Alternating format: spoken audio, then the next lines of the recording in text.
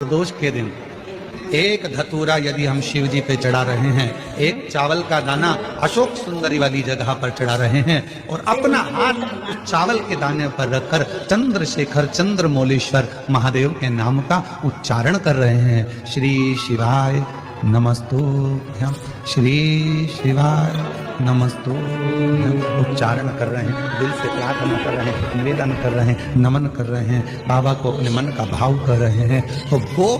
3 महीना तो बहुत दूर है, मेरे बाबा ने अगर कृपा करी तो 3 महीने में मेरा बाबा करुणा करना, दया करना प्रारंभ कर दे। और सोम यदि आपको कहीं से शमी पत्र मिल गया, प्रदोष के दिन यदि कहीं से आपको शमी पत्र मिल गया है और प्रदोष काल में, प्रदोष का जो समय होता है, शाम का जो समय होता है प्रदोष काल, 4 प्रदोष 5 प्रदोष आप कर देखिएगा कि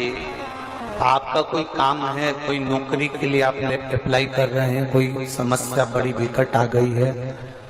कोई तकलीफ विकट आ गई है, कोई समस्या विकट आ गई है, प्रदोष के प्रदोष काल में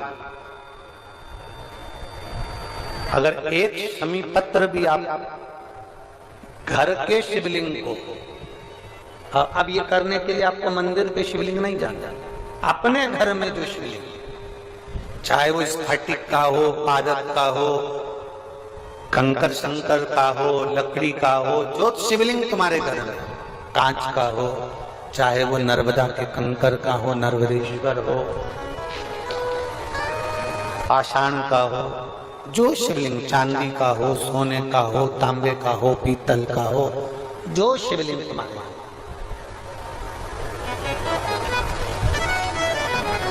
एक शमी पत्र यदि आप भगवान शंकर के शिवलिंग पर समर्पित कर रहे हो और उस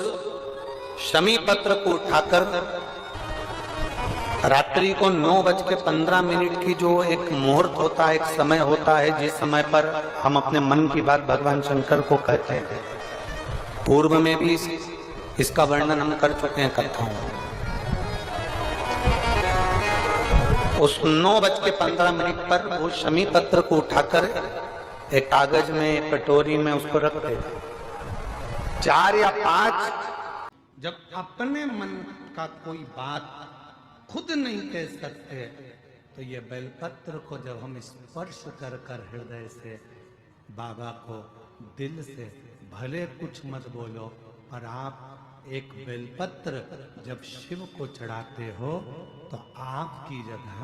ये बेलपत्र शंकर भगवान को शिवलिंग पर चढ़ते से ही आपके बारे में कहना प्रारंभ कर देती है कि आपकी मन की दशा क्या,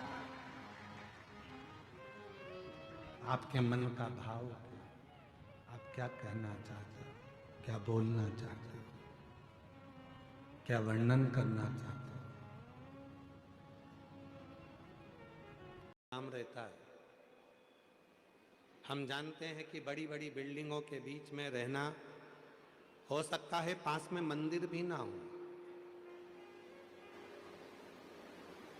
हम ये भी जानते हैं कि आसपास में मंदिर बहुत दूर होंगे, आप पहुंच नहीं पाएंगे, हो सकता है। इतनी बड़ी बड़ी मल्टियों के आसपास में रहकर, इतनी भीड़ में रहकर, इतने ट्रैफिक में रहकर आप शंकर के मंदिर हो सकता है नहीं जा पाए, तो निवेदन है अपने घर में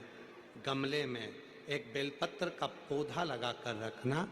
उसी में थोड़ी सी मिट्टी को ऊपर कर कर रोज जल चढ़ाते रहना, वो भी शिव की आराधना और साधना का केंद्र, वो भी शिव की आराधना साधना का केंद्र।